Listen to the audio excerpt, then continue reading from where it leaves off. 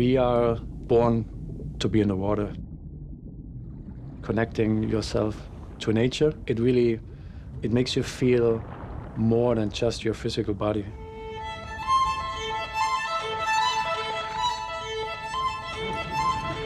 Under the water, you hold on to kelp, you hold your breath, fish come close to you because you're not moving. You see the sun rays coming down and the seaweed and the kelp moving back and forth. And it has an incredible meditative trance-like effect, almost like hypnosis-like effect on you.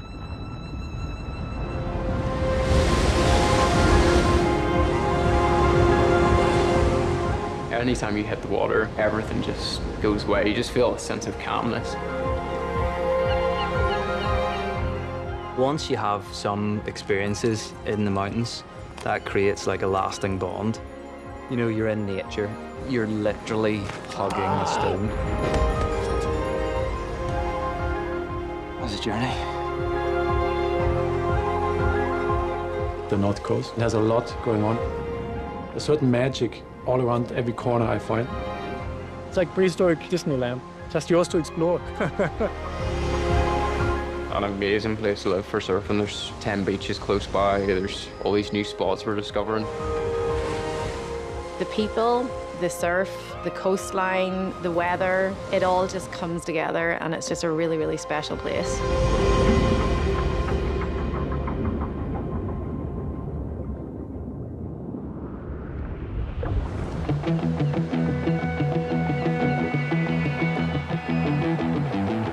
The North Coast meets home.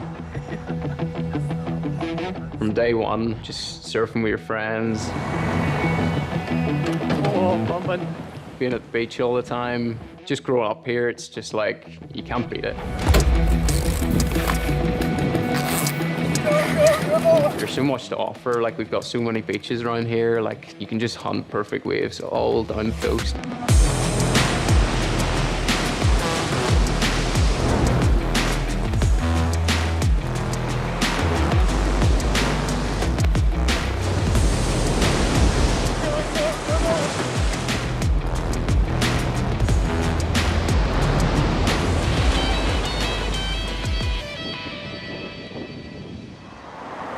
Patiently waiting on my dreams to come true, hoping and praying one day that they do. Oh, I don't know how, and I don't know when, just patiently waiting till then. Here in Port Rush, Costa del Port Rush. We've got blue skies, people everywhere. Right, Dad? Oh, thanks. Lunch from starving. If I had to pick one board in here, follow me. We are gonna go for 6'4", 33 liters. It's a weapon for a big day at East Strand. I pay for all my boards, but sometimes I'll sneak in and grab a board, say nothing. No, he says that I do. He just takes my boards and breaks them. Yeah, but he never uses them anyway. The best surfer, they say, is the guy having the most fun. And right now you're having lots of fun, aren't you? Yeah. If you haven't got 6 Irish national titles. Don't need them.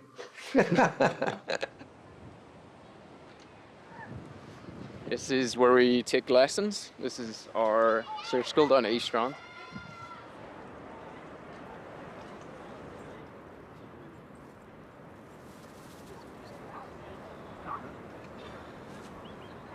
The best part about the surf school. Where do you put that, like? I didn't think I would need 2 bags, but I'm only getting to that stage. Morning. Where's the start? Perfect. We're down here at East Strand. We've got Queen's University coming. They normally bring their surf clubs, so it's really good fun. Follow me, we'll grab some boards. Originally, Troggs Surf School was run by some adults. All the equipment and stuff was sitting here, and we just had an opportunity to start it. Me and Albert, we kind of just jumped into the deep end straight away. Hands in, 3, 2, 1. It becomes kind of second nature. I feel like I could do a lesson now with my eyes closed and just not really have to think about anything. Get your trick off on a nice wave that gets you rolling. Me and Albert are just pretty chill about it all. Nothing's too serious. I really enjoy doing the surf lessons. The best feeling is taking someone from like beginner. They get like a wave that they never could have dreamed they would have got.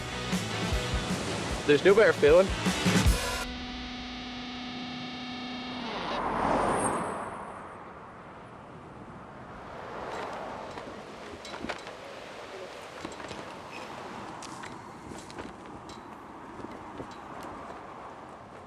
Well, in Ireland, you need a flag.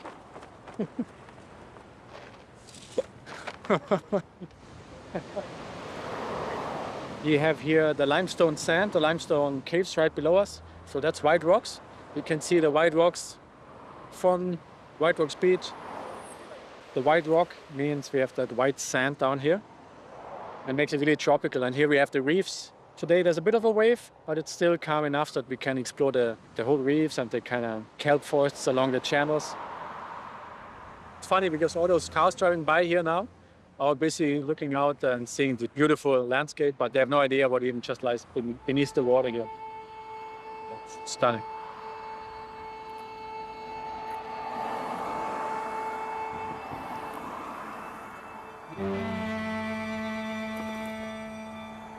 Ireland probably has been on my mind since when I was mid-20, like 20 years ago. Initially, I was interested because of the sea and the coastline and the waves. It's a certain magic all around every corner I find.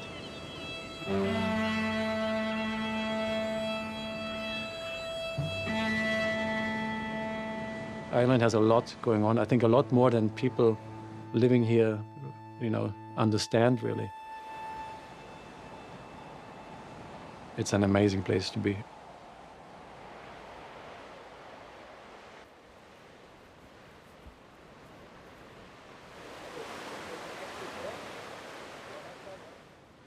It's like prehistoric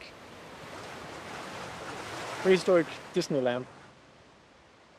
Just yours to explore.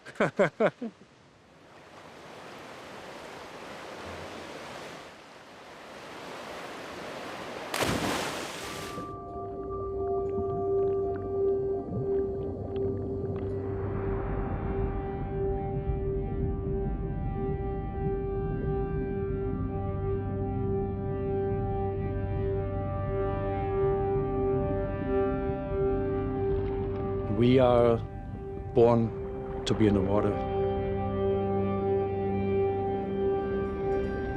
It makes you feel more than just your physical body.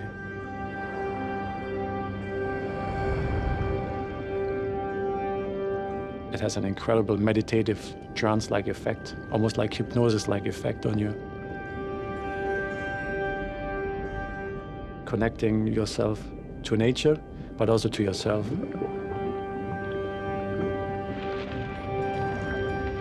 It's mind-blowing. There's a different world down there, which most people don't even know exists.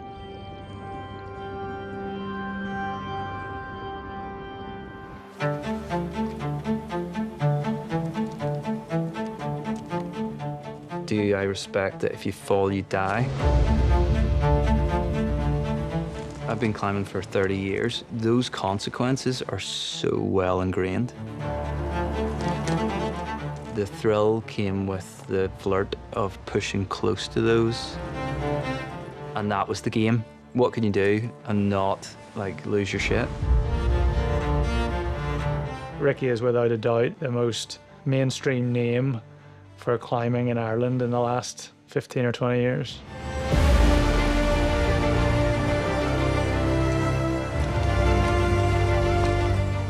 He just has a really sharp eye for what's right in front of him.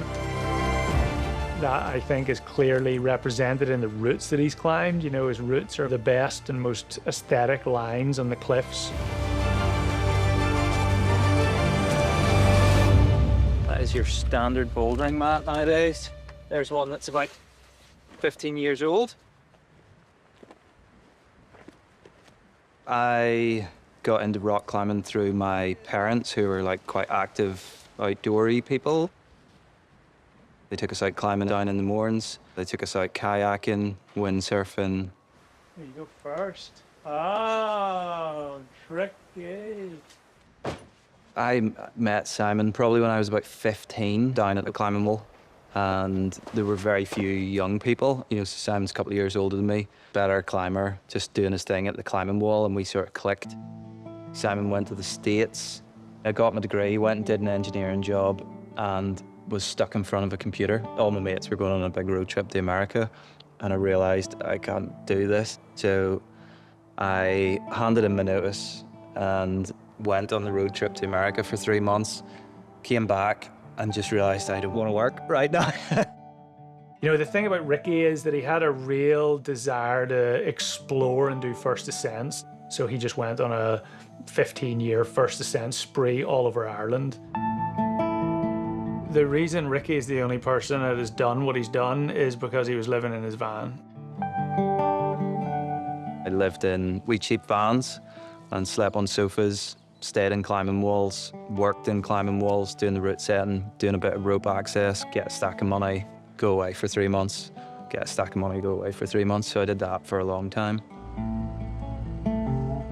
The van life, even one of his really close friends, you know, I kind of found it a little unusual that he was always in his van, but I also totally understood, like, that was the only way. I spent a lot of my time up on the north coast at Fairhead. There's times when I've spent 30 days in a row up there. Stay in your van, go to the boulder field, go back to your van, eat some dinner, go to sleep, back, get up the next morning, go to the boulder field. Fairhead's a pretty meaty cliff. Like, you don't just start climbing and go to Fairhead. Like, I remember the first time I came to the cliff, I was just like, whoa, this is intimidating, this is massive. Ricky's climbed more at Fairhead than anyone else, by a long shot. I think he's only fallen off, like, once. I feel lucky that I got to, you know, do a lot of first ascents. There's probably 400 routes or 500 routes at Fairhead. There's a couple of lines left that I really would like to get to the standard to have a go at. I just don't have the time, the physicality. I'm not there yet.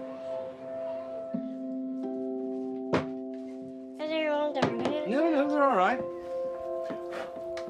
I'm not pushing anything. She is into rollerblading, babies. Gymnastics. She goes to gymnastics. She comes down to the climbing wall the odd time.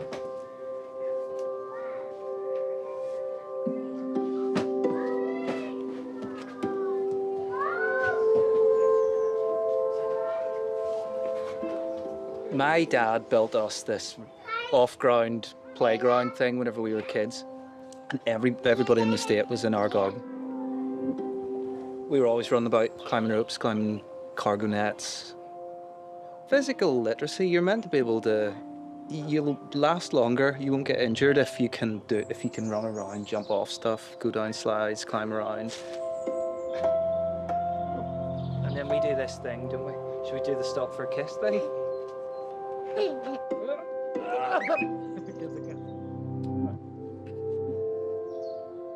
How do we meet? We met at the Ulster Sports Club. It was like two things in the universe went boom, like that, wasn't it? We went off to Spain. We did, yeah. For a while. We didn't even know COVID was going on. We were like just running about Valencia, having fun, and then everything went into lockdown. Yeah. And we were like, are we going to be able to get home? Alex and I ended up like isolating together. Yeah, we'd known each other 3 months. Yeah. Wow. And then 3 months later, I was pregnant. Yeah.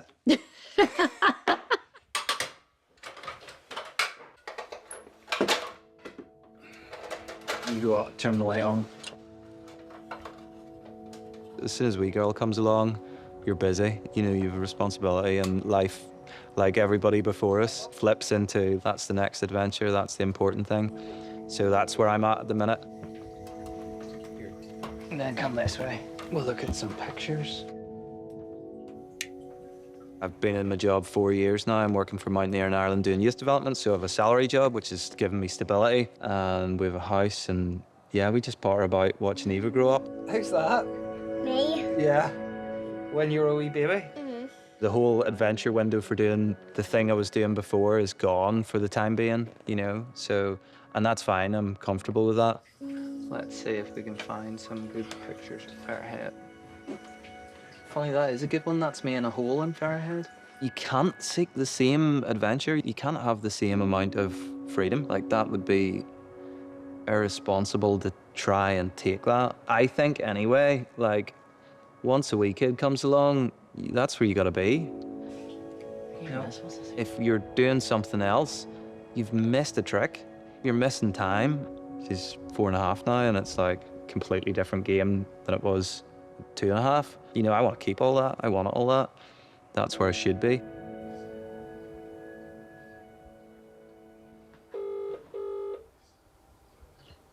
Hi, Rory. How are you doing? This is Hanno here from Freedive Northern Ireland. Just calling. You guys booked a snorkel session this Saturday, and I just want to check in if we could move it from 12 o'clock to 2 o'clock. Would that be okay? Yeah, that should be okay, yes. All right. Okay, perfect, Rory. Thanks very much for being flexible, and looking forward to seeing you on Saturday. May to September, you know, we're about the tourists, and we should give them a good time. And then once September, October comes, it becomes more serious. We can't really take people out snorkeling, freediving. It's too rough. Income streams really die down. So you have to really think a little bit outside the box, understand, okay, what can I do in the winter time to make it viable to live here? So how was good today?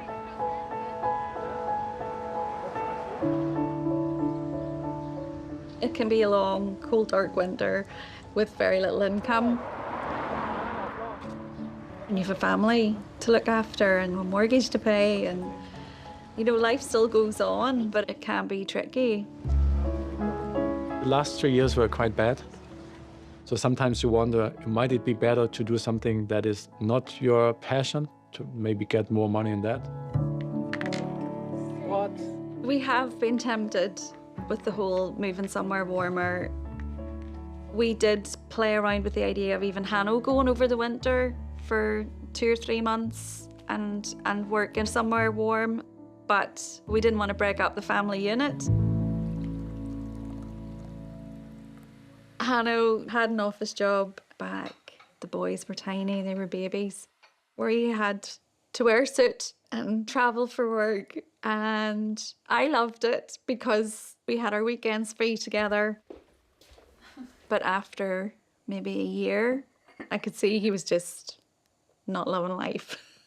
I just cannot be in an office. So I like anything that's outdoors. So there's still a lot of avenues that you can do. If you're open for it and you want to make it work, there's always a way to do it. So what is the plan for winter? So I think just to keep the cash flow going, you know, start with Kyle and the tree surgery. Just get the bills covered with that. Okay. So just as a backup, you know, because it's quite flexible, which is nice, you know. We're working with what we've got, and we'll just go from there and then see what happens. Come see us after the winter season and we'll give you an update on how it all went. There's either laughter coming out of here or tumbleweeds rolling down the floor. We'll either be the flight to Tenerife or we'll be sitting here happy. Yeah. Yeah.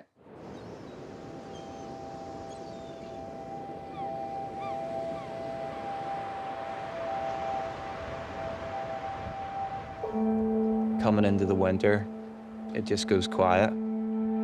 It's cold, it's dark, you don't see as many people. It's more wild. The Atlantic starts to kick into life. Waves are getting bigger, become much more regular. Big storms. go out into the rough and test yourself against nature.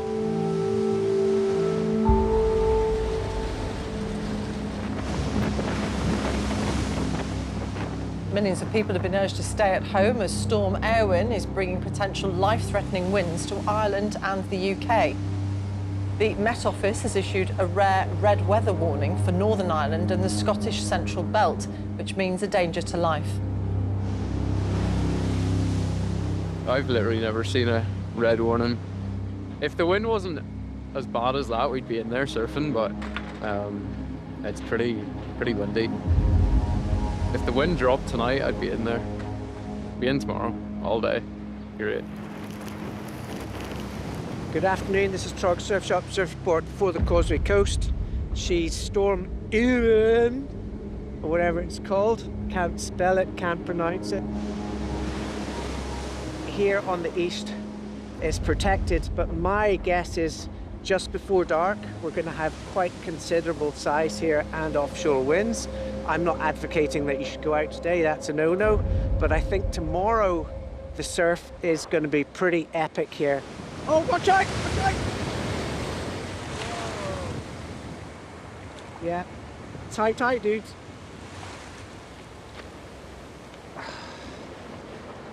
There we go. Right. Stay safe, everybody. That's us for now. All the best. Bye-bye.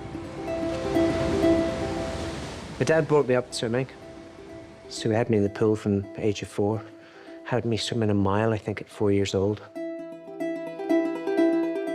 When we moved to Portrush, he had some old surfboards and he taught me how to surf, and then I got fully addicted. Then I started competing around 1984. I won 6 Irish national titles in a row.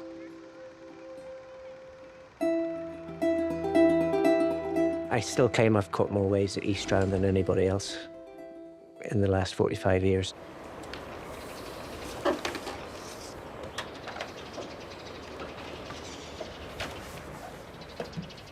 Right, we're on our way to White Rocks. We go in for surf, see what it's like. Day after the red warning storm. So hopefully we'll get in for some waves, see how it goes.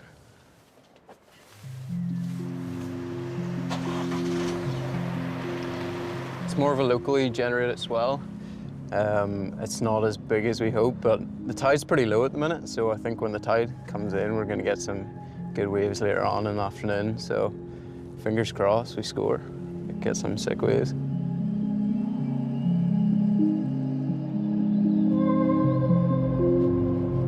I never seen surfing as competing. Like, when I was younger, I watched Dad maybe in Bundoran competing and doing really well, but just was never my thing.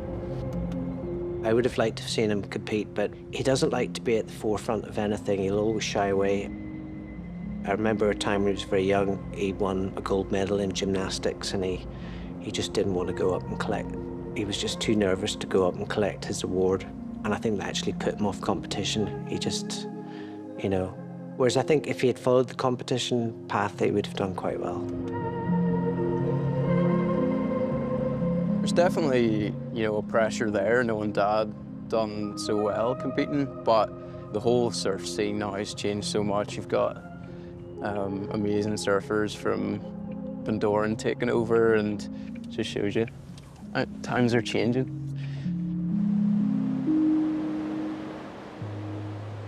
Here we are, we're at White Rocks. Probably one of the most picturesque beaches on the North Coast. Today's been the coldest day yet. There's like ice on the beach earlier on. You just kind of get on with it. When the waves are pumping, you don't really think about the cold.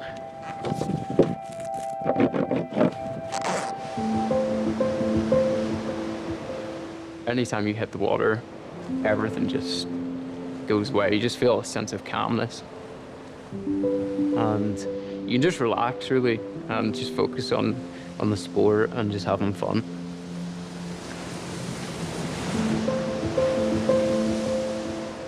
I just think he just has an affinity to the ocean.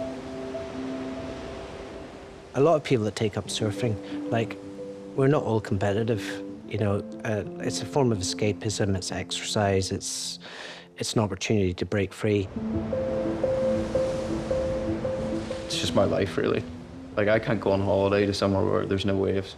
Like, like I genuinely need to just go somewhere where there's surf. Like, see a city break? Nah, can't do it.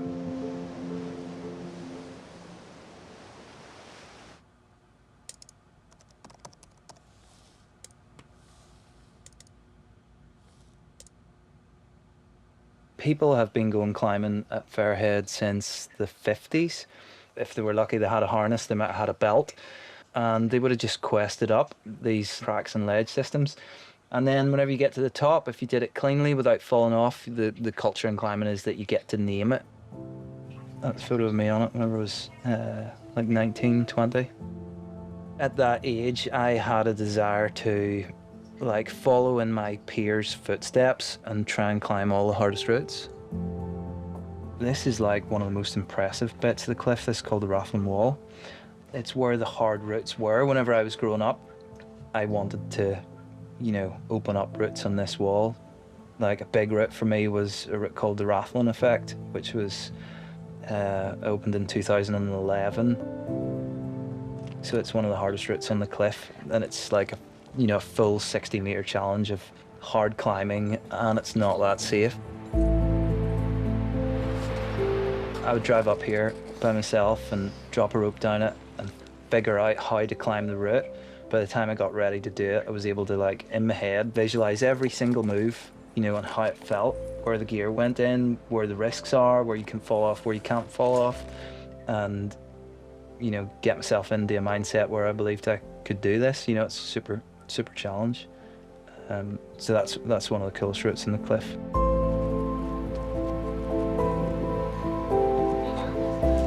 I spent so much time in these places, and I had so many wild adventures, like things that pushed me. I have loads of experiences of that are mine. Yeah! That brings a contentment that you didn't waste your time.